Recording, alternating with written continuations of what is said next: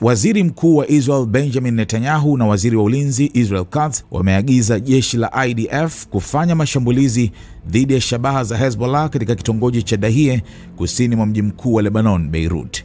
Katika taarifa pamoja, viongozi hao wamesema uamuzi huo umechukuliwa kutokana na kile walichokitaja kuwa ukiukaji wa mara kwa mara wa makubaliano ya kusitisha mapigano na mashambulizi yanayoendelea dhidi ya miji na raia wa Israel. Baada ya ukiukaji wa mara kwa mara wa usitishaji mapigano nchini Lebanon na mashambulizi dhidi ya miji na wananchi wetu, tumeagiza IDF kushambulia shabaha za kigaidi za Hezbollah katika eneo la Dahie mjini Beirut, ilisema taarifa hiyo.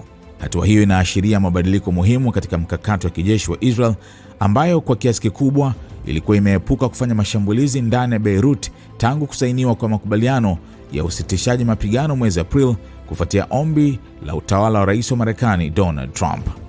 Wakati huo huo, Rais wa Lebanon Joseph Aoun ameishutumu Israel kwa kile alichokiita uchokozi mkali wa kulaaniwa dhidi ya nchi yake. Kupitia ujumbe aliochapisha kwenye mtandao wa X, Aoun alisema Lebanon inakabiliwa na mashambulizi makubwa ya Israel, hasa baada ya jeshi la Israel kuongeza operesheni zake dhidi ya Hezbollah na kudhibiti kasri la Beaufort, ngome ya kihistoria iliyopo kusini mwa Lebanon.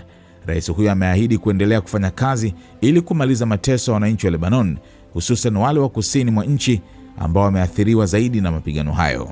Baraza la Usalama la Umoja wa Mataifa linatarajiwa kufanya kikao cha dharura kujadili hali ya Lebanon baada ya Netanyahu kusema kuwa kutwaliwa kwa kasri la Beaufort kunawakilisha mabadiliko makubwa katika mwenendo wa vita. Licha ya makubaliano ya kusitisha mapigano yaliyotangazwa katikati ya mwezi April, hali ya usalama mpakani mwa Israel na Lebanon imeendelea kuzorota. Hezbollah imeendelea kufanya mashambulizi dhidi ya maeneo ya kaskazini mwa Israel, huku jeshi la Israel likiendeleza mashambulizi yake katika maeneo ya kusini mwa Lebanon.